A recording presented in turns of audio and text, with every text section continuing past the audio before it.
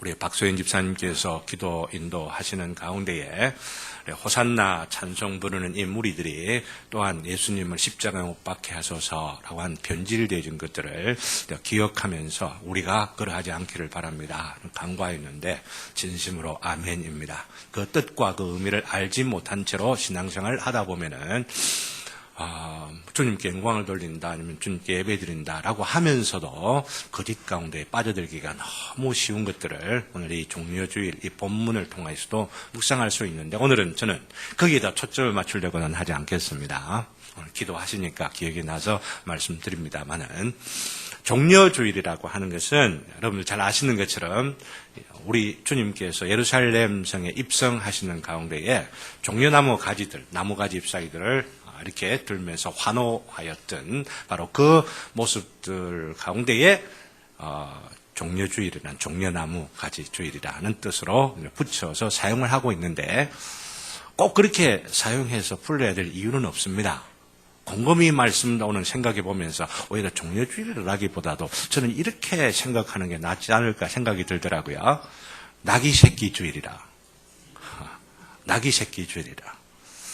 어떻게 붙이는 것이 더 메시지가 강할까? 여러분들 한번 생각해 보시기를 바랍니다.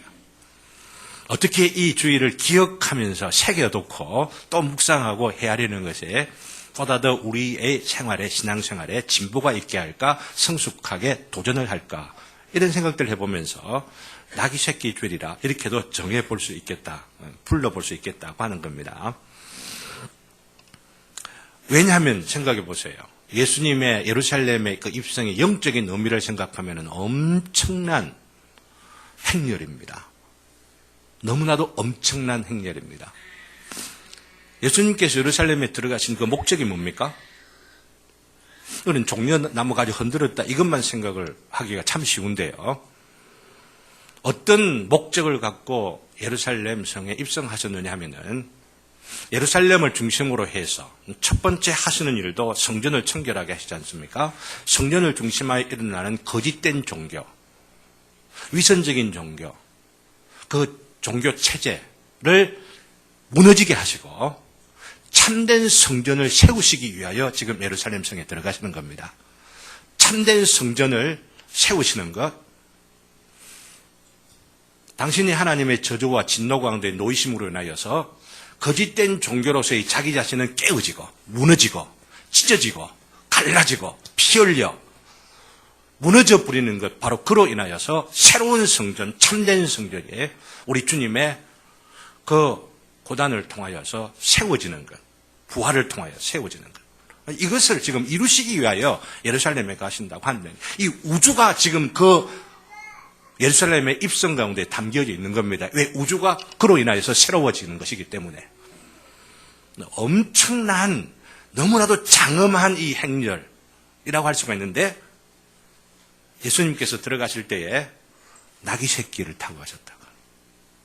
얼마나 초라하게 입성을 하셨는가를 생각해 보게 되면은 이 장면 앞에 왜라고 하는 질문을 던져보고 왜라고 하는 질문이 느낌표로 바뀌게 될 때 오는 감격이라고 할까, 전율이라고 할까, 이것들이 사실은 우리의 종려주의를 통하여서 가져야만 되는 거예요. 바로 이것을 제대로 우리가 알게 될 때에 예수님의 고난과 부활을 통하여 주어지는 참된 성전 안에서, 그 참된 성전 안에서 거짓된 건 깨어져 버리고 참된 것이 세워진 바로 그 성전 안에서 천국을 누릴 수가 있는 거죠. 이 땅에서도 천국을 누릴 수 있게 되고, 바로 그것을 보여주는 것이 거짓된 성전은 깨뜨려졌습니다. 이 성찬이 바로 그런 의미를 갖고 있는 거예요. 거짓된 성전은 깨뜨려졌습니다. 이제는 새롭게 된 그 성찬 가운데 우리가 그 성전 가운데 참여합니다. 이런 고백이 성찬 가운데 또 있는 것이죠. 이런 것들을 곰곰이 생각을 해보면은 사실 여호수아를 우리가 계속 묵상을 하면서 천국, 바로 이 지상에도 임하는 그 천국에 참여하는 것이 어떤 사람들이냐, 어떤 길이냐, 어떤 방법이냐, 이런 것들을 계속 묵상을 하고 있는데 이 천국을 침노하는 길은 바로 오늘 이 종려주의를 통하여 묵상하게 되는 예수님을 통하여서만, 예수님께서 이 거짓된 종교를 깨뜨리시고 참된 종교를 세우시는, 참된 성전을 세우시는 바로 이 길에 우리가 참여하고 이것을 깨닫고 그 의미를 묵상하면서 우리의 남은 날들을 살아가게 되어질 때 바로 그것이 천국을 침노하는 길이다라고 하는 거예요. 이것 말씀을 드리려고 하는 겁니다. 그렇기 때문에 오늘 본문 속에 나타나는 예수님의 모습은 우리에게 너무나도 큰 도전을 주는 겁니다. 천국을 침노하는 길이 바로 이것이다. 우리 주님께서 보여주신 것이라고 할 수 있기 때문입니다. 바로 이 예수님을 통하여서 참된 성전이 세워지고 참된 천국이 이 땅에 임하여지는 것이 시작되었기 때문에 예수님의 이 모습은 그저 단순하게 종려주일이니까 한번 묵상하고 넘어간다. 이 정도가 아니다라고 하는 이야기예요. 우리의 생활 가운데 참된 행복을 주고 참된 의미를 주고 참된 보람을 주고 영혼에까지는 참된 열매를 맺게 하는 바로 그런 길로서 우리 주님께서 보여주신 것이죠. 오늘 이 말씀을 우리 함께 묵상을 해보겠습니다. 세 가지 대지로 간단하게 정리를 여러분들이 하실 수가 있기를 바라서 제목들을 붙여주었는데 첫 번째 대지가 나귀 새끼를 타신 예수님이다 라고 하는 거죠. 앞에서도 언급을 했습니다마는 먼저 우리 주님께서 나귀를 타시되 특별히 나귀 새끼를 타셨다라고 하는 거, 이것을 통해서 우리가 배울 교훈들이 참 많습니다. 바로 어떤 의미에서는 이것이 오늘 또 핵심이라고도 할 수가 있죠. 나귀를 타신 예수님, 오늘 본문을 통해서 강조하고 있는데, 그런데 우리는 하도 많이 이 말씀을 들었기 때문에 이 말씀, 즉 예수님께서 나귀를 타고 예루살렘 입성하셨다라고 하는 것을 너무 비상적으로 생각하며 흘려보내버리기가 너무 쉽습니다. 중요한 메시지를 붙잡아야 되고 붙잡은 것을 내 자신에게 적용시켜야만 하는데 그러지 못한 채로 흘러가는 경우들이 너무 많이들 있습니다. 그래서 오늘 말씀을 좀 더 집중해서 말씀 자체에서 무엇을 강조하고 있는지를 보았으면 좋겠다고 생각을 하는 겁니다. 오늘 본문을 보면은 예수님께서 제자들에게 벳박의 맞은편 마을로 가서 무엇을 가져오라고 합니까? 메인 나귀와 나귀 새끼를 풀어서 가지고 오라고 합니다. 마가와 누가복음에서는 비교해보면 아직 아무도 타보지 않은 나귀 새끼를 풀어서 오라라고 말합니다. 어미 나귀는 가지고 오라는 말이 안 나옵니다. 그런데 오늘 마태복음 여기에 보면은 새끼만 가지고 오지 말고 무엇도 가지고 오라고 합니까? 나귀도 어미도 함께 데리고 오라 이렇게 말하고 있는 겁니다. 여기에 우리가 좀 묘한 언밸런스라고 할까요? 묘한 그 부조화를 우리가 느낄 수가 있어야만 하는 겁니다. 생각해 보시기를 바랍니다. 나귀 어미가 있는데 나귀 새끼를 나귀는 놔두놓고 나귀 어미는 놔두놓고 나귀 새끼만 데리고 왔다라고 하면은 그 모녀 간에 혹은 모자 간에 뭐라고 해야 될까요? 찢어지는 그 아픔들이 우리는 좀 생각해 볼 수가 있지 않겠습니까? 그리고 뭐 그냥 그 나귀가 얼마나 괴로워했을까, 아파했을까, 뭐 이것 문제가 아니고 제자들이 데리고 올 때 얼마나 힘들었을까라고 하는 거죠. 그렇잖아요? 막 울어대면서 나 안 보낼래, 내 새끼 내놔. 뭐 나귀가 어떻게 말은 안 했겠지만은 막 몸부림을 피면서 막 안 하려고 할 때에 같이 엄마 오면은 술술술술 따라왔을 거예요. 그렇잖아요? 그래서 이 두 마리를 다 오기 위하여서 제자들을 둘을 보내는 것 보십시오. 그죠? 하나만 보내는 게 아니고 둘을 보내는 것 봅니다. 이걸 통해서 우리가 생각해 보게 되면은 둘을 데리고 왔어요. 어미도 왔고 새끼도 왔어요. 근데 예수님께서 예루살렘에 들어가실 때에 무언가를 타시고 들어가시려고 한다면은 제일 처음 여러분들이 생각해 볼 수가 있는 후보자가 뭡니까? 이 본문이 없다고 생각하고 예수님께서 예루살렘의 왕이시다. 온 우주의 만물의 큰 위대한 그 일들을 이루시기 위하여서 이 예루살렘에 가신다라고 한다면 여러분들은 뭘 타시겠습니까? 저 같으면 탱크를 타겠습니다. 아마 그 당시로 친다면은 아마 100마를 구해와가지고, 그죠? 그것도 하늘에서부터 내려오는 날개 달린 100마를 탁 타시고 막 가셨다고 얼마나 멋있을까 생각되질 않습니까? 말은 그러면 아니라 칩시다. 우리 눈앞에 현실적으로 보이는 나귀 엄마하고 나귀 새끼 둘이 있으면은 나귀 엄마를 타는 게 낫겠습니까? 새끼를 타는 게 더 낫겠습니까? 어미를 타는 게 더 낫겠잖아요. 말하고는 비교할 수 없지만은 어미를 두 마리 같이 있으니까 저 같으면은 낙이 어미를 탔을 것 같은데 예수님께서는 어미는 가만히 놔두놓고 뭘 타졌다고요? 새끼를 타졌다고요. 여기 여러분들이 어떤 대조를 지금 하고 있는지를 여러분 느끼셔야만 하는 것이죠. 타실 수도 있는데 타시지 아니하고 어떤 의미에서는 일부러 고의적으로 낙이 새끼를 타신다고 하실 때에 예수님께서 멍청하셔서 그랬겠습니까? 절대 그럴 수는 없죠. 어떤 의도를 갖고 계시는 것을 우리는 볼 수가 있어야만 하는 겁니다. 어떤 의도입니까? 어떤 의도입니까? 당신께서 이루실 그 놀라운 일들, 십자가를 통하여 부활을 통하여서 이 우주를 회복시키는 바로 그 일은 무엇을 통하여 이루어진다고 하는 것을 보여주는 것입니까? 낙이 새끼를 타는 것 통하여 이루어진다라고 하는 이거 보여주시는 것입니다. 이거 놓치면 십자가의 의미도 놓치는 겁니다. 일주일 동안 벌어지게 될 예수님과의 논쟁, 모든 것들 그 의미들이 바로 여기부터 지금 다 담겨져 있는 것이죠. 낙이 새끼를 탄다고 하는 것.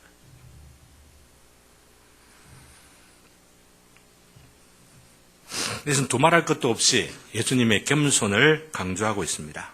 예수님의 겸손. 예수님께서 만물을 회복시키고 인류를 구속하시는 그 일을 하실 때에 겸손한 모습으로 이루신다고 하는 거죠. 이것을 이루실 것들을 미리 그 마음 가운데 두고 계시면서 제자들을 훈련시키고 가르쳐 오신 것이 마태복음 11장 주일마다 첫 시간 여러분들을 예배 가운데 초청할 때 부르는 그 말씀입니다. 예수님께서 뭐라고 말씀하셨습니까? 나는 온유하고 겸손하니 내게서 와서 배워라. 라고.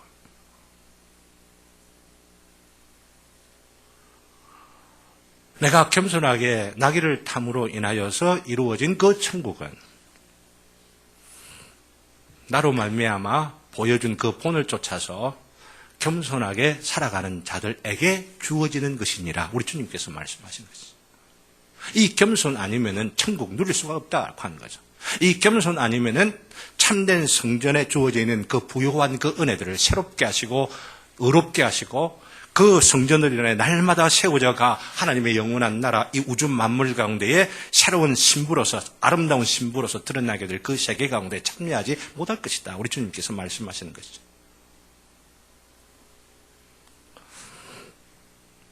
그리하면 쉼을 얻으리니 약속하신 이 쉼이 오늘도 예배 드리는 가운데 우리의 남은 삶 가운데에 충만하게 넘치기를 주님의 이름으로 기원합니다. 세상 어떤 좋은 것들, 멋있는 것들 주어져서 기쁜 것이 아니라 우리 주님께서 주시는 주님 안에서 배우는 바로 이로 인하여 주어지는 안식, 쉼, 평안함, 보람, 의미 있는 삶, 열매 맺는 삶. 순간순간마다 생기가 넘치고 은혜가 넘치고 승리하면서 우리 남은 삶을 살아가게 되지는 바로 그 은총이 주님에게서 배우는 이 안식으로 말미암아 누려지게 되는 것입니다. 하지만 여러분들 오해하지 마시기를 바랍니다. 겸손한 것은 결코 어떤 사람들이 오해하는 것처럼 허약한 것이다. 이렇게 생각하지 않아야 한다라고 하는 것이죠. 무조건 져주고 무조건 양보하고 무조건 포기하고 희생해야만 그게 겸손이라 이 생각들 해서는 절대 아니 된다는 것을 오해할 수 있겠기 때문에 어떤 사람들은 그렇게 생각을 하면서 그리스도인들에게 무작정 그렇게 보여야 된다라고 요구하는 경우들도 간혹 있기 때문에 우리는 우리 주님의 겸손을 강조하면서 또한 이 예수님에게 겸손을 배운 바울 사도가 한 말을 또한 기억해야만 합니다. 그게 뭐냐면은 악에게 지지 말고 선으로 악을 이겨라 라고 하는 거죠. 우리가 겸손한 것은 겸손한 모양으로 인하여 나는 참 겸손한 자다라고 하는 것을 보여주기 위한 가장이나 위선이나 허위가 아니고 뭐예요? 이기기 위한 거예요. 승리하기 위한 거예요. 싸우기 위한 거예요. 전투하기 위한 거예요. 이걸 잊어버리면은 우리가 아무리 겸손한 모양으로 다른 사람들에게 칭찬을 받는다 하더라도 그것은 거짓일 수가 있다고 하는 거죠. 싸우기 위한 거고 이기기 위한 거예요. 싸우고 이기기 위한 건데 겸손하게 싸우는 거예요. 온유하게 이기는. 그리고 또한 선으로 이기는 거. 바로 이게 중요한 거죠. 이게 예수님께서 우리에게 가르쳐 주시는 겸손의 모습이죠. 그렇기 때문에 예수님께서 나귀 타고 가셨는데 그 첫 번째 첫날 보여주신 것이 뭐냐면은 성전을 뒤집어 놓았잖아요. 이제 얼마나 과격한 모습입니까? 어떤 굉장히 폭력적인 모습이라 볼 수가 있죠. 인간적인 감정으로 보면은 어째 이 조용한 성전을 갖다가 저렇게 요란하게 만들고 말이야. 저놈의 자식 어떻게들 해야 되지 않을까? 이러는 생각이 들 수밖에 없는 바로 그런 과격한 모습을 보이신 거죠. 그 과격한 모습이 여러분 아셔야만 하는 겁니다. 선으로 악을 이기신 모습이었다라고 하는 거죠. 아니 그게 무슨 선이야? 예수님의 능력으로 치면은 벼락이 떨어지게 할 수도 있지 않습니까? 그렇잖아요. 천둥이 치면서 그 성전 조금 있다 이제 일주일 뒤에 그런 일들이 벌어집니다만은 당장 그때도 할 수가 있었는데도 불구하고 그렇게 하질 아니하시고 그 신성과 그 능력, 그 권세를 감추시면서 깨달을 자는 깨달을지어다. 귀 있는 자는 들을지어다. 라고 하시면서 탁자를 이 성전에 오염되고 변질되고 세상의 가치관으로 변질되어 있는 바로 그런 것들을 뒤집어보면서 하나님께서 이 전을 만드신 그 중요한 이유가 기도하는 집 되게 하신 것인데 기도는 하지 아니하고 자기 욕망을 위하여서 재단을 쌓고 그 욕망의 잔에다가 자기의 욕심들을 널어놓으면서 더 많은 것들을 얻기 위하여서 장난을 치고 왜곡하고 변질시키고 오염시켜가고 그러고들 있구나. 우리 주님께서 하신 모습이 바로 이거거든요. 진정하고 참된 승리의 길이 겸손이다. 이걸 보여주신 줄을 믿습니다. 아기 예수를 타는 것, 바로 이것이었다라고 하는 것입니다. 사랑하는 성도 여러분, 우리는 세상 일을 하면서 무엇을 타고서 싸우십니까? 혹시 총칼을 들고 군말을 타고 아니 그것보다 더 센 전차를 타고 탱크를 몰면서 내가 이겨봐야 되겠다 하는 분들 혹시라도 없습니까? 옆에 있는 김 집사하고 박 집사하고 막 서로 싸우면서 나는 내 힘, 내 권세 갖고 내 돈 갖고 내 갖고 있는 밍크 이 코트를 갖고 폼을 잡으면서 이겨야 되겠다. 그 길을 꺾어줘야 되겠다. 이렇게들 하면서 싸우시는 분들 혹 있습니까? 나귀 새끼를 타시기를 바랍니다.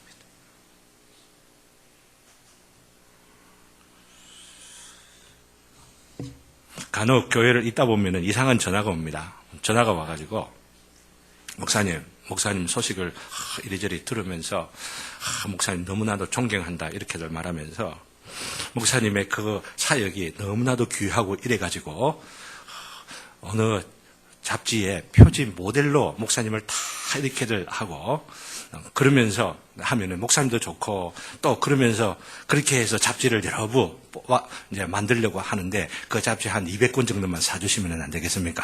이러시더라고요. 그래 어떤 경우에는 목사님 소문을 듣고 이렇게 해가지고 무슨 사회 봉사 상 대상 후보자로 세웠는데 목사님 이 상을 꼭 받으셔야 할 분이 목사님 외에 또 누가 있겠습니까? 이렇게 하면서 얼마를 또 후원해 주시면은 이런 대회가 잘 운영이 되겠노라라고들 말합니다. 난 신문에 언론이나 이런 나는 어떤 분들에 대해 참 귀한 분들이 나는 전혀 없다고 생각하냐고 귀한 분들 있다고 생각합니다만 많은 부분에서 난 안 믿습니다. 그리고 그런 유혹들이 있을 때 뭔가 과장하고 싶고 잘 됐구나 생각을 하면서 확가닥 하다 보면은 거짓된 이미지가 나한테 씌워지게 되죠. 거짓된 가상의 굉장히 아우라가 만들어질지는 몰라도 그래서 다른 사람 앞에 가서 뭐 어깨를 좀 대면서 대단하다 뭐 어쨌다라고 하는 칭찬을 듣는 그런 일이 있을지는 몰라도 하나님 앞에 다 벌거벗겨지면 아무것도 아니라는 것을 저도 알고 있고 여러분들을 위해서, 여러분들이 저를 위해서도 기도해 주시기를 바랍니다. 우리 목사님 그런데 안 속는다고 저렇게 설교는 해놓고 또 뒤로 보면 또 속을지도 몰라. 이렇게 할 수도 있는 거니까 절대 여러분들이 기도해 주시기를 바라고 제가 이런 말씀 드리는 것은 저만을 위해서가 아니고 여러분들도 그렇게 속으면 안 된다라고 하는 거죠. 과장과 위선과 허위, 껍데기만 하면서 그것을 만족하려고 그러고 그로 인하여서 아파트 수 더 늘려가려고 그러고 아니면 제가 오늘 새 옷을 좀 입었습니다만은 이게 몇백만 원짜리입니다. 아주 여러 몇 분들 같이 한번 해가지고 아주 너무나 싸게 10,000짜리도 그냥 한 단위로 10,000짜리 하는 그런 옷들도 할 수 있는 거 여러분 가르쳐 드릴게요. 오늘 봄이 되어서 좀 바꾸는 게 좋겠다. 이렇게들 해서 읽어왔는데, 이런 것 가지고 뭐 위세를 부린다든지 어쩐다든지, 하기를 필요 없다는 것 제가 뭐 참 강조를 안 해도 여러분들 너무나 잘 아실 것이라고 생각을 합니다. 그러나 기억하셔야만 하는 겁니다. 각각의 약점과 각각의 연약한 부분을 통하여서 나귀 새끼보다도 백마를 타고 싶어 하는 마음들을 갖고 있는 것이죠. 그런 약점 부분들을 차고 들어옵니다. 어떤 사람들은 돈을 통하여서, 어떤 분은 자녀를 통하여서, 어떤 분들은 전 칭찬받고, 동기들 아니면은 동창회 온 동문회 이런 데 가가지고 그냥 폼 잡으려고 하고, 아니면 어떤 사람들은 그냥 안 가야 될 때 가가지고 괜히 신용카드 해가지고 짝거! 뭐 이러면서 허위를 부르는 일들이 있게 되어지는데, 그게 다 나귀 새끼를 탈 줄 모르기 때문이라고 하는 거죠. 나귀 새끼를 타야 되는 겁니다. 오늘 첫 번째 대지를 통하여 우리 주님께서 우리에게 가르쳐 주시는 교훈이 나귀 새끼를 너희들도 타야 되지 않겠느냐. 내가 탔다. 내가 탔다. 온 우주와 만물을 회복시키는 그 위대한 일들을 위하여 행진해 가는 바로 이 예루살렘 입성 가운데서도 나는 나귀 새끼를 탔노라. 너희들은 무엇을 이루려고 하느냐? 무엇을 타고 따라오려고 하느냐?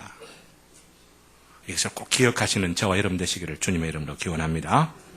그러면서 나귀 새끼를 타신 것이 두 번째 말씀드립니다. 겸손을 강조한다고 하는 것은 마태가 인용하고 있는 선지자 스가랴의 글에서 분명하게 나타나고 있습니다. 이것을 다시 한번 확인하고 다음 대주로 넘어가려고 하는데요. 그게 뭐냐면은 오늘 본문에도 보면 5절에 시온 딸에게 이르기를 내 왕이 내게 임하나니 그는 겸손하여 낙이 곧 멍에 매는 짐승의 새끼를 타도다. 이 말씀을 이루기 위하여서 지금 스가랴 선지자의 말을 인용하고 있는 것이죠. 마태가 이 구절을 인용하는 것이 그저 지나놓고 나서 회상해 보니까 예수님께서 나귀를 타신 것은 우연히 뒤돌아보니까 딱 맞아 들어가네. 뭐 이렇게 하면서 이 구절을 인용한 것처럼 생각한다면 오해입니다. 예수님을 오해하는 겁니다. 마태를 또한 오해하는 것입니다. 예수님께서는 바로 나귀를 타고 가신 것이 뭐냐면은 아무 생각 없이 그냥 나귀를 타고 가서 앞에 말씀드린 대로 그냥 우리를 겸손히 가르쳐주기 위하여서 이렇게 하셨다라고 하는 의미만 아니고 예수님께 이 마음 가운데 있었던 것은 바로 선지자를 통하여서 메시아가 오시면은 나귀를 타고 예루살렘 성에 들어갈 것이다라고 하는 말씀이 있으니 그 말씀을 내가 성취해야 되겠구나라고 하는 이 의식이 강렬하게 사로잡고 있었다고 하는 것이. 이게 두 번째로 우리가 묵상하고 기억해야만 할 내용이라고 할 수가 있습니다. 스가랴의 예언만이 아니에요, 사실은요. 구약 성경의 모든 말씀들을 우리 주님께서는 창세기 1장 1절부터 말라기의 마지막 절까지 한 구절 한 구절을 마음에 두고 묵상을 하고 이 구절을 어떻게 메시아로서 오신 바로 나 자신의 삶을 통하여 말을 통하여 그 주어지는 사건들을 통하여서 이루어 갈까, 어떻게 하면 성취해 갈까라고 하는 것이 노심초사하시면서 사셨던 분이 누구냐? 예수님이시다라고 하는 거죠. 그렇기 때문에 나중에 예수님께서 부활하시고 나서 엠마오로 당신의 죽으심의 의미를 전혀 알지 못하고 오히려 도피 얘기를 갖고 있는 그 두 제자에게 나타나셔서 하신 말씀이 그 제자들에게 안타까워하시며 하신 말씀이 모세의 율법과 선지자의 글과 시편에 누구를 가리켜? 나를 가리켜 기록한 것을 너희가 알지 못하느냐. 나를 가리켜 말씀하셨다. 모세의 율법, 창세기부터, 그죠? 그리고 선지자의 글, 모든 선지자들, 그 시편, 성문서 모든 기록들, 구약성경 전체를 다 말하고 있는 겁니다. 구약성경 전체가 다 나를 가리켜 말하겠다. 그리고 우리 주님께서는 구약성경 그 모든 내용들이 나에게 관계되구나 생각을 하면서 나를 가르쳐 주신 말씀이 허망하게 끝나는 것이 아니고 구체적으로 역사의 현실 가운데, 역사의 무대 가운데에서 구체적으로 실현되어 가는 것들을 이루시기 위하여서 주님께서 오시고, 이루시기 위하여서 애쓰시고, 이루시기 위하여 말씀하시고, 이루시기 위하여 죽으시고, 이루시기 위하여 다시 사시고. 이거 종려주의를 오늘 이 말씀을 통하여서 우리가 잊어버리지 아니해야만 하는 겁니다. 예수님의 마음에는 어떻게 하면 하나님의 말씀을 이루며 살까? 이것이 마음속에 간절한 소원, 간절한 열망으로 가득 차 있었던 분이 바로 예수님이시라고 하는 거죠. 그렇기 때문에 제자들이 사마리아 마을 들어가가지고 먹을 것 갖고 왔는데, 먹을 것 가져왔으면 분명히 예수님께서 보내셨을 거 아닙니까? 그럼 갖고 오면 맛있게, 수고했다 이러면 같이 드셔야만 하는데, 내 먹을 거 따로 있다. 이렇게 말씀하시잖아요. 내 먹을 거 따로 있다. 나의 먹을 거 따로 있다면 나의 양식은 뭐라고 말씀하시냐면 요한복음 4장 34절에 보면은 나의 양식은 나를 보내신 이의 뜻을 행하며 그의 일을 온전히 이루는 이것이니라 하는 거죠. 사랑하는 성도 여러분, 오늘도 아침 잘 들고 오셨죠? 또 점심도 우리 먹으실 겁니다. 맛있게. 어제 음식 마련하는데 이거 저 울산에서 얼마나 참 애써갖고 막 해가지고 수고하시는 바로 이런 것들로 가져도 오시고 또 그 음식들 맛있게 여러분들 대접하기 위해 늦은 시간까지 수고하고 애쓰는 그런 분들 보면은 감동이에요.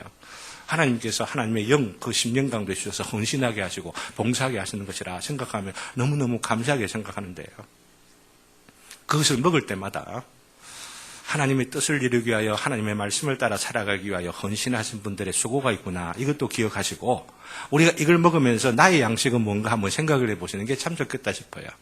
오늘도 살아가면서 먹지 않아도 무슨 일인가 집중하게 되어지고 무언가를 위하여 애를 쓰다 보면 먹는 거 잊어버리기도 하고 그러잖아요. 그죠? 제가 요즘 간혹 그런 일들이 있어요. 먹는 것도 모르고 시간이 쑥 지나가다 보면 이제 좀 늦게 돼가지고 이제 배고프고 이런 일들도 있어요. 사람마다 그런 일들이 있는데 그게 무슨 일이냐? 바로 그 일. 시간도 모르며 흘러가는 것도 모른 채로 뭔가 집중하고 있는 그 일인데 그 일이 어떤 일이냐? 과연 그 일이 하나님의 말씀과 관계되는 일이냐? 하나님의 말씀을 통하여 이루어지는 하나님의 나라와 관계되느냐? 하나님의 일과 관계되느냐? 아버지의 일과 관계되느냐? 우리가 헤아려 보면 참 좋겠어요. 이런 부분에 있어서 부족한 것이 많이 있지만은 이런 것들을 생각하고 또 말씀을 들을 때마다 그래야 되겠구나 생각들 할 때 훈련이 되어져 가는 거잖아요. 그죠? 이 훈련이 우리를 성숙하게 하는 것이라고 볼 수가 있죠. 예수님의 모습으로 돌아와서 다시 한번 생각하면은 예수님이 얼마나 그 말씀들을 이루기 위해 애를 쓰셨냐면은 마지막 죽는 그 순간까지도 우리가 목이 마르면 그냥 목이 마르다 이렇게 할 수도 있는 건데 성경은 뭐라고 증거하고 있느냐면은 말씀을 응하게 하려고 말씀하시기를 목마르다라고 하십니다. 목마르다라고 하는 말하는 것조차도 구약의 메시아가 오셔서 수고하시고 애쓰시고 고통당하시는 가운데에 목말라 하실 것을 기록해 놓는 그 말씀들을 성취하시기 위하여 목마르다. 이렇게 하셨다고 성경은 강조하고 있는 거죠. 이것들을 우리가 생각하면서 고난주간, 이번 주간 우리가 저녁에 우리가 기도회를 갖게 되는데 우리 주님의 고난을 어떻게 말씀으로 참 응하게 하려고 그 수고를 하셨는가 하는 부분에 대해서 좀 더 살펴보려고 합니다만 오늘 강조하려고 하는 것은 천국을 침노하는 길, 천국을 침노하는 그 방법, 이것은 말씀을 따라서 살아가는 것이다. 이렇게 우리에게 적용해야 한다는 것입니다. 말씀을 따라서 살아가는 것, 말씀을 따라서 살아가는 것, 말씀을 살아내려고 하는 것, 말씀이 주는 교훈과 말씀이 주는 뜻과 말씀이 주는 경고와 말씀이 나를 향하여 감동 가운데 주시는 그 인도를 받으면서 살아가는 것. 이게 우리 주님의 종려주일, 예루살렘을 입성하시면서 하신 바로 이 본문 말씀을 통하여 배우고 적용해야만 하는 것입니다. 이게 저는 성령 충만의 길이라 말씀을 드리고 싶습니다. 몇 번이나 계속 강조하지 않습니까? 말씀에 기초하지 않으면서 감정적인 흥분과 어떤 떨림이나 뭔가 황홀함이나 이런 것들을 추구하다 보면은 그 소위 성령 충만이라고 하는 것이 거짓될 수가 있다라고 하는 거 계속해서 반복드리잖아요. 그러면 거짓된 것 경고를 했는데 거짓된 것 이것만 알고 참된 것을 모르면 어떻게 해요?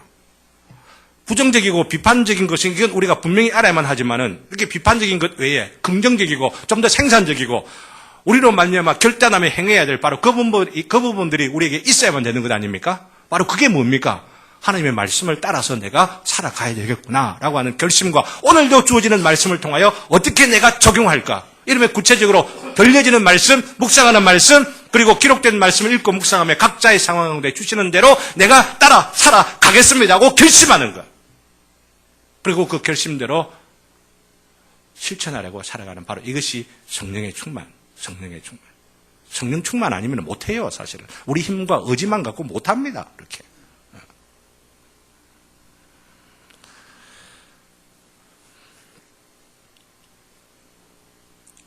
바로 이런 하나님의 말씀 읽고 듣고 새기고 또한 머릿속에 되뇌이는 가운데에 나를 향하여 주시는 주님의 음성을 그 말씀의 묵상 가운데 듣게 되고 적용하면서 살아가는 삶이 천국을 이 땅 가운데 이루며 또한 침노하는 삶이라 말씀을 드렸는데, 이런 삶을 살기를 원하여서 우리 교회에서는 매주일 예살모라고 하는 모임을 갖는 겁니다. 예살모. 훈련이 안 되어 있는 분들은 참 어려운 것이 바로 이 예살모 모임이라고 볼 수가 있는데, 그렇죠? 그러나 그럼에도 불구하고 또 한 번 강조하고 싶은 게 예배 후에 삶을 나누는 모습인데, 삶을 나눌 때 우리 일상적인 삶, 이런 여러 가지 것들을 다 나눌 수가 있죠. 그래서 뭐 시장에 갔던 이야기, 신문에서 봤던 이야기, TV에서 보았던 이런 여러 가지 얘기를 함께 이야기할 수 있습니다. 그런 모든 이야기를 나누면서 그 이야기 자체로서 끝나는 것이 아니고, 오늘 설교를 통하여서 또 지난주일 말씀을 읽고 묵상하는 가운데 이런 말씀과 내가 TV에서 들은 이야기가 이렇게 연관되더라, 이렇게 관련되더라, 이러면서 관계시켜 말하는 것들이 훈련되어지는 것. 그럴 때에 같이 모여서 그런 훈련들을 할 때에 혼자서 생활하는 가운데에 떠오르는 생각들이, 또 책을 보다가 뉴스를 보다가 아니면 다른 세상에 같이 장사하고 그런 회사 생활하는 그런 자들과도 이야기할 때도 말씀과 연결된다고 하는 얘기죠. 그게 훈련이 필요한 것이죠. 지난 주일에 강을 건너는 삶에 대하여서 말씀을 들었습니다. 리더들끼리 함께 모여서 이야기를 하던 가운데에 그 두 번째 질문인가에 내 인생길 가운데에 강을 건넌 경험들이 혹 있는가, 그리고 강을 건너면서 어떤 동기로 그 강을 건넜는가 서로 나눠봅시다, 이런 질문들이 있습니다. 오늘 나중에 여러분들 예살모 때 한번 나누실 겁니다. 제가 그 리더 모임 가운데에 저 자신부터 먼저 나눠야겠다고 하는 일을 이렇게 이야기했습니다. 서울대학원 공부를 하다가 학위를 다 마치지 아니하고 제가 포기를 했습니다. 포기를 했던 것이 내 마음 가운데는, 다른 사람들은 서울대학원도 포기했구나, 참 대단하다, 이렇게 하는지는 모르지만 제 마음 가운데 돌이켜 생각해 보는 중에 이렇게 포기를 하면 다른 사람들이 나를 참 대단하다 보겠다라고 의도했던 것 같아요, 제 마음과. 그래서 함께 얘기를 들으신 분이 참 교만했다라고 말씀하시는데, 예, 맞습니다. 제가 참 교만했던 것 같아요. 그래서 지금은 뭐라고 이야기를 하냐면, 지금은 자기에게 주어져 있는 학위 과정이나 아니면 주어져 있는 기회들을 역부로 힘들다고 그냥 포기해버리고, 그러면서 그것을 자기의 경건의 어떤 자료로 삼거나 혹은 겸손의 한 모양으로 위장하지 말도록 제가 계속 권고하고 격려해주고 또 그 일들을 계속하라고 하는 말들을 저를 빗대어서 말하곤 합니다. 그러면 오늘 이 말씀을 드리는 것은, 제가 그 말을 우리 리더 모임 가운데 이야기를 했는데 그 말을 하고 나서도 여전히 그 마음을 갖고 너에게 주어져 있는 일들을 포기하고 교만하게 겉모양만 겸손한 모양이 아니라 진정으로 포기하면서 살아가고 있는가, 곰곰이 헤아려 보게도 되었습니다. 네, 그러는 가운데에 오늘 세 번째 대지와 관계에서 적용해서 저 자신에 대한 이야기를 하겠기 때문에 넘어가도록 그렇게 하겠습니다. 어떻게 내 자신을 부정하면서 말씀들을 적용하고 있는가. 왜냐하면 마지막 부분으로 오늘 말씀 주어져 있는 마지막 이 본문을 통하여 우리에게 제시하고 우리로 말미암아 구체적으로 적용하고 있는 말씀이 뭐냐면은, 우리 주님께서는 오늘 이 본문 말씀 기록되어 있는 예루살렘으로 들어가시는 바로 이 사건을 통하여 보여주시는 바가 뭐냐면은 우리의 모든 소유권을 주장하신다라고 하는 겁니다. 우리의 모든 소유권을 주장하신다고 하는 겁니다. 곧 예수님께서 우리의 모든 것을 예수님께서 필요하실 때에 내어놓으라고 주장하실 수 있는 분이 누구냐? 예수님이시다. 이걸 오늘 본문이 보여주는 것이죠. 이렇게 말할 수 있는 것은 나귀와 그 새끼 주인이 누구인지를 성경은 구체적으로 밝혀놓지 않고 있습니다.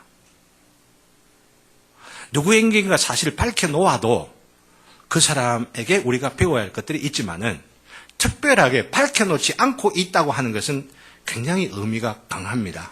우리 모두에게 적용되어야 할 부분들이 굉장히 강하게 다가오기 때문입니다. 예수님께서 죽임당하시기 바로 그 전날에 무슨 일을 하셨어요? 제자들을 불러 모아서 식사를 하셨지 않습니까? 유월절 식사를 하셨죠. 유월절 식사를 하실 때에 그 유월절 식사를 나누었던 그 방을 제공해 준 사람을 밝혀놓지 않고 있습니다. 이게 굉장히 의미가 있다라고 하는 것이죠. 밝혀놓지 않은 것이 하나의 계시라고 볼 수가 있습니다. 왜 밝혀놓지 않았느냐? 우리가 이것을 알아야만 하는데 바로 우리 모두에게 우리 모두가 가지고 있는 것들이 우리 주님께서 필요하시면 언제든지 내어놓아야 할 그것을 요구하실 수 있는 분이 예수님이시다 하는 그것을 강조하시기 위하여 어느 누구가 그렇게 내어놓냐 이렇게 이야기를 하지 않으신다라고 하는 겁니다. 내어놓는 자들은 무명이어야 되는 거예요. 그 사람에게 자랑거리가 되어져서 하나님의 영광, 우리 주님의 소유권에게 뭔가 흠이 되도록 결함이 있도록 뭔가 옆에 비교가 될 수 있을 것이냐 어떻게 비교가 되어 그 옆자리에 두어져야만 할 그런 존재들이 아니다라고 하는 겁니다. 여기 나귀 새끼를 내어놓는 뿐만 아니라 우리 모두가 다 그렇다라고 하는 이야기죠. 내어놓았기 때문에 난 자랑할, 나는 이렇게 내어놓았다 이렇게 자랑하고 이럴 만한 존재들이 또 아니라라고 하는 것이죠. 어떤 이들은 여기에 내어놓았던 사람이 이렇게 추측을 하기도 합니다. 벳바게라고 하는 데에서 맞은편이라고 한다면은 이건 베다니라고 하는 마을이 아니겠느냐. 그럼 베다니라고 하는 곳에 나사로가 있었으니까 마리아하고 마르다 뭐 이렇게 추측을 해서 나사로가 내어놓았을 것이다. 이렇게 추측을 하는데 그런 추측이 잘못되었다라고 하는 것을 분명히 볼 수 있는 게 누가복음에 똑같은 본문을 보면은 어떻게 나오냐면은 벳바게와 베다니에 가까이 갔었을 때 말합니다. 어떤 의미에서는 벳바게와 베다니에 이르렀는데 조금 멀리 떨어져 있는 맞은편 다른 마을에 가서 이렇게 말하는 거니까 어느 마을인지를 모르는 거예요. 더욱이나 우리가 여기 또 주목해서 마지막 우리가 정리를 해봐야 할 것이 있는데 예수님께서 직접 가서 가지고 이 나귀 새끼는 내가 써야겠다 이렇게 말씀하지 않으셨다라고 하는 거죠. 그죠? 여러분은 어떻게 생각하십니까? 예수님께서 직접 달라라고 말하면은 안 내놓을 사람이 없겠죠. 그죠? 그런데 직접 하질 아니하고 누군가가 가서 예수님이 말하는데 달라고 합디다라고 말하면 예수가 누군데?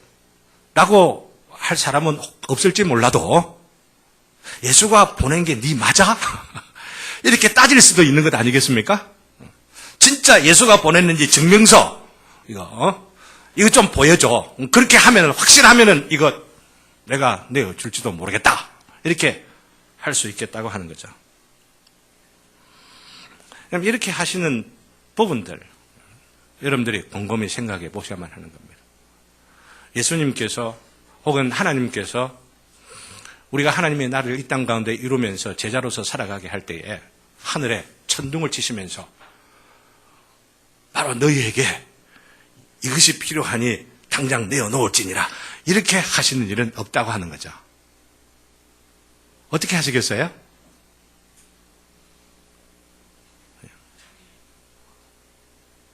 조심하시기를 바랍니다.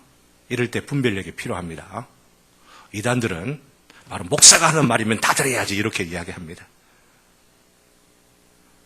우리가 이런 이단적인 이런 주장들에 대해서 넘어가지 않게 잘 분별하고 기도하고 그래야만 한다고 생각하는데 그러나 중요한 것은 연약한 사역자를 통하여서나 우리에게 주어져 있는 너무나도 상황적으로나 상식적으로나 필요하구나 나의 헌신이 필요하구나 라고 하는 마음의 음성들을 우리 양심을 통하여서 주어지는 말씀의 기록들을 묵상하는 가운데 우리에게 주시는 게 있어요.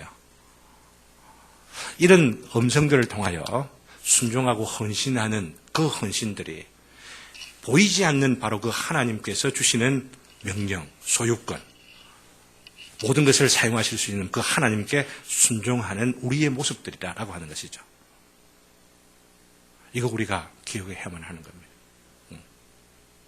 이런 것들을 알고 교회가 필요한 일이니까 어려운 이 교회, 개척교회에 개척교회에 오셨다고 하는 자체가 참 정말 나는 위대하다고 생각하거든요. 여러분들이 가문에 복이 있을 겁니다. 개척교회에 오셔서 함께 헌신하고 같이 교제하고 같이 힘을 내고 이러는 것 자체가 여러분들 가문에 얼마나 놀라운 은혜가 되어지고, 이 교회가 커지면은 이제는 다른 교회 가셔도 괜찮습니다. 300명 되면은 딱 나눠갖고 또 이제 분리하고 이러는데, 우리 교회가 계속 커져가지고 막 이 안에서 우리가 초막셋을 짓고 여기에서 은혜 나누고 여기에서 살겠다, 이렇게 하는 것 아닌 것 여러분들 아시기를 바랍니다. 떠날 준비하세요. 떠날 준비하세요. 떠날 준비하시는 게 뭐예요? 이 교회를 든든하게 세우면서 떠나는 것 아닙니까?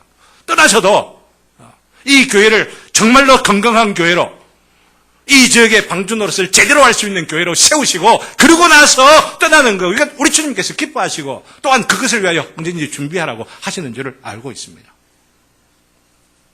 중요한 것은 목사가 내놓으라고 하든지 누가 뭐 이렇게 하든지 이게 중요한 게 아니고, 하나님께서 필요하다라고 하시는 음성을 들을 줄 알고 그것을 제대로 분별할 줄 아는 바로 이 믿음이 오늘 주님께서 오늘 우리들에게 가르쳐 주시고자 하는 것이죠. 여러분들 인정하십니까? 나에게 있는 모든 것들을 주님께서 필요로 하신 대로 내어놓아야 할 것인 줄을 여러분 믿습니까? 우리 생명조차도 내어놓아야 할 줄을 여러분 믿습니까? 주님께서 필요로 하시는 부분들이 교회 혹은 교회 안팎으로 일이 있는 가운데, 하나님의 나라를 이루어가는 바로 일들 가운데 있는데, 여전히 지고 있고 또 지고 있고 또 지고 있다가 쓰레기 만들지 마시기를 바랍니다.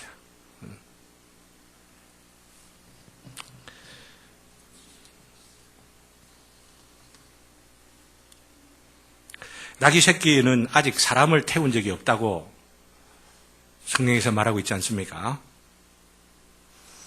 사람을 태운 적이 전혀 없다고 하는 것은 한 번도 사람을 태워보는 것에 훈련이 되지 않았다는 것을 이야기하고, 한 번도 훈련되지 않았다고 한다면 그 나귀 새끼를 타는 것이 쉽지가 않았을 것이다 라고 하는 것을 우리는 추측할 수가 있습니다. 말, 훈련되지 않은 말 타려고 하면 얼마나 힘든지 여러분들 아시잖아요. 근데 예수님께서 타시니까 나귀 새끼가 한 마리도 반항했다라고 하는 구절들이 성경에 안 나와요. 여러분, 반응했을 것 같습니까? 반항 안 했을 것 같습니까? 만일 반항하지 않았다고 한다면 나귀 새끼에게 무슨 일이 일어났기에 반항하지 않았을까요? 자기의 아무도 태워보지 않았음으로 인하여서 길들여지지 않은 본성을 꺾었다라고 하는 거예요. 길들여지지 않은 그 본성을 부인했다고 하는 겁니다. 앞주일들을 통하여 계속해서 말씀드리는 게 뭡니까? 우리의 뼈와 우리의 근육, 그 힘줄들을 끊어버리고 주님 앞에 따르는 바로 이것이 없다고 한다면 우리의 모양은 종교적인 모양일지 몰라도 전혀 주님께서 기뻐하시는 것이 아니다라고 하는 것들을 강조해 왔지 않습니까? 오늘도 우리가 본성을 꺾어서 우리의 자존심을 꺾어서 우리의 욕망을 꺾어서 주님을 순종해야 하는 바로 이것을 나귀 새끼를 요구하시는 주님 앞에 우리가 적용을 하면서 또한 실천해야 할 일이라고 생각을 하는 것입니다. 지지난 주일인가 우리 유제도 집사님께서 저에게 전화가 와가지고, 제가 언젠가 한번 예배 중에 말씀드렸지 않습니까? 우리 집에 집이 한 방, 두 방이 비어 있는데 이 방 어느 누구 필요한 사람이 있으면 언제든지 누구든지 쓸 수 있도록 내어놓았습니다 라고 됐는데, 그 말씀을 우리 유재수 집사님께 기억하셔가지고, 목사님 그 방 아직도 비어 있습니까? 네, 비어 있습니다. 네, 어느 선교사님이 연락을 왔는데 그런 방을 좀 필요로 한다고 하는 얘기를 듣고는 혹시 지금 그 선교사에게 연락을 해서 사용할 수 있도록 해도 되겠습니까? 라고들 듣자 저희 마음 가운데, 우리 집사님께는 말씀 안 드렸는데 저희 마음 가운데 쏙 스쳐지는 생각이, 다른 사람이면 좋겠다. 왜냐하면 다른 사람이 와서 그 방을 사용하면 내가 준비해야 될 이런 것들이 하나도 없거든요. 왜냐하면 선교사님이 와서 사용을 해준다면 그래도 냉장고도 좀 제대로 있어야 될 것 같고 또 좀 뭔가 이렇게 좀 필요로 한 것들이 좀 준비돼야 이분들이 좀 잘 사용할 수 있도록 하겠는데 다른 사람, 선교사 아니고 다른 분이면은 그냥 지내십시오. 이렇게 해도 뭐 내가 뭘 받으려고 한 것도 전혀 아니기 때문에 그래도 되겠는데 이분들 어떻게 그럼 준비하지? 라고 생각하니 불편한 마음이 싹 스쳐 지나가서 마음 가운데는 집사님께는 안 했습니다. 마음 가운데는 안 했으면 근데 집사님 그거 어찌 됐습니까? 뒤에 이제서 좀 제가 여쭙니다. 예. 예, 준비를 하고 있다니까, 막 거기에, 지금 이 시간 말씀드리면 전혀 그 뒤로 이야기를 안 했다가, 은은되는 대로, 교회에서 은은 대로 다 내어놓도록 해야 되겠구나 하는 마음들을 갖고 회개하는 마음 드리게 됩니다. 그 불편한 마음 감추면서, 이런 것, 이 불편한 이런 마음들을 꺾는 게 이게 중요한 거다. 이야기예요. 지금 말씀드리려고 하는 것은. 뭔가 조금이라도 불편한 마음을 거두고 그 불편한 마음을 꺾고 이것을 제거하고 그러면서 순종하고 내어놓고 주님 알아서 사용하십시오. 주님 뜻대로 사용하십시오. 이게 우리에게 중요한 것이 아니냐. 이 말씀을 제가 드리려고 하는 겁니다. 사랑하는 성도 여러분, 이제 말씀을 맺습니다. 나귀를 타시고 예루살렘 성에 들어가시는 예수님을 통해서 무엇을 우리는 배우고 이 주일을 지내시려고 하십니까? 우리 주님께서 말씀을 철저하게 성취하셨던 것처럼 말씀에 순종하시고 그 말씀을 따라 살아가심으로 인하여 성취하려고 하셨던 것처럼 우리도 오늘 말씀을 통하여 순종해야만 하겠다고 스쳐 지나가는 생각들이 있습니까? 그것에 순종하시기를 바랍니다. 예배 중에 주시는 주님의 음성, 예배 중에 주님께서 우리에게 호소하시는 바로 그 음성들을 듣고 순종할 바로 그때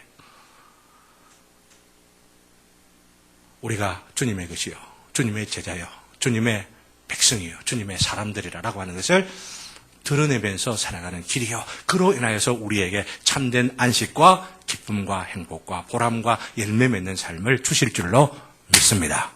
이 은혜를 소망하면서 다 같이 찬송